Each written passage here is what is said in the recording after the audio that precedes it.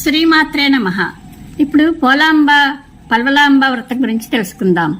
శ్రావణ మాసం అంతా శ్రావణ మంగళవారాలు, మంగళగౌరి వ్రతం, శుక్రవారాలు, వరలక్ష్మి వ్రతం, శ్రావణ పూర్ణిమ, జంధ్యాల పూర్ణిమ, రక్షాబంధనం, కృష్ణాష్టమి ఇలా నోములు వ్రతాలతో సందడిగా ఉంటుంది.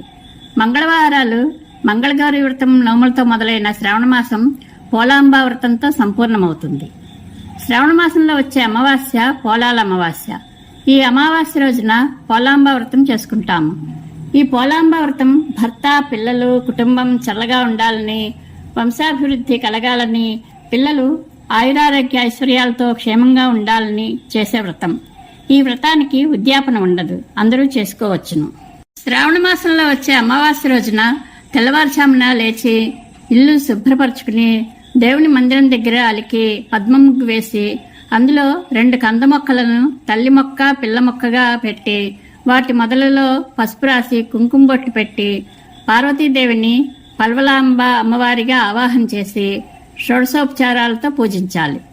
పోలాంబని పల్వలాంబ అని కూడా పిలుస్తారు.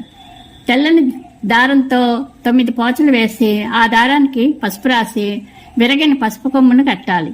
ఇలా 3 తోరాలు సిద్ధం చేసుకుని పూజా సమయంలో అమ్మవారికి సమర్పించి పూజానంతరం 1 తోరం తీసి భర్త చేత మెడలో కట్టించుకోవాలి.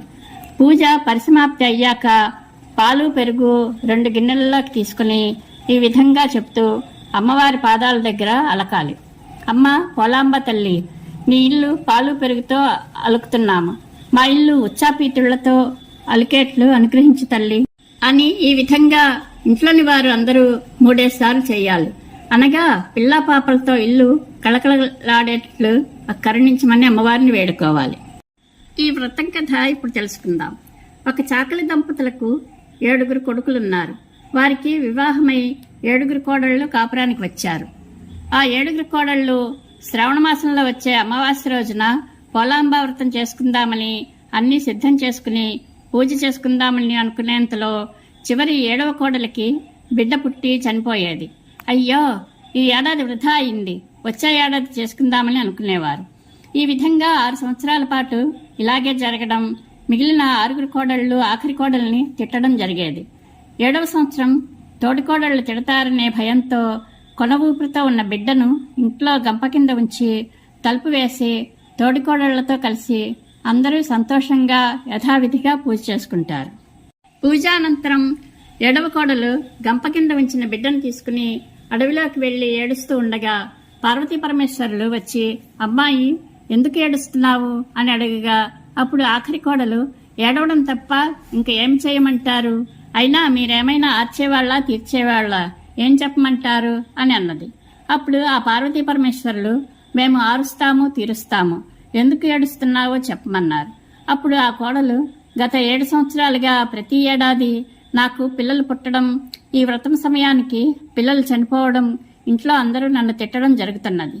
ఈ ఏడాది తోడికోడళ్ల తిట్లకు భయపడి బిడ్డ కొన ఊపిరితో ఉండగానే పూజ ముగించుకుని ఈ అడవికి వచ్చి ఏడుస్తున్నానని చెప్పింది.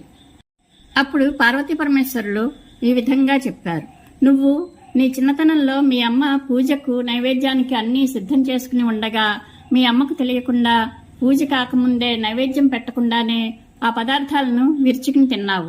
అందుకే ప్రతి ఏడు ఇలా జరుగుతున్నది అని చెప్పి ఆ కోడలికి అక్షింతలు ఇచ్చి, నీ పిల్లలను పాతిపెట్టిన చోట ఈ అక్షింతలు వేసి వారి వారి పేర్లతో పిలిస్తే సజీవులై వస్తారని చెప్పి అంతర్ధానమయ్యారు. ఆ కోడలు అక్షింతలు వేసి పిలవగానే పిల్లలందరూ మువ్వలవాడే బాలుడు, గజ్జలవాడే బాలుడు, కడియాలు అందెలతో బాలుడు ఇలా గలగలమంటూ వస్తారు. ఆ 7 పిల్లలను తీసుకుని ఇంటికి వెళ్లి అందరికీ చెప్పగా అందరూ చాలా సంతోషించి ప్రతి సంవత్సరం క్రమం తప్పకుండా ఈ పోలాంబ వ్రతం చేసుకున్నారు.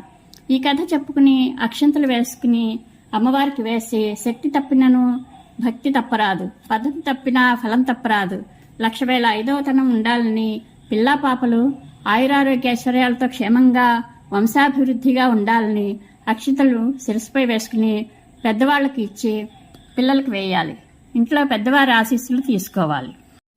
ఇప్పుడు నైవేద్యం పెట్టవలసిన పదార్థాలు తెలుసుకుందాం.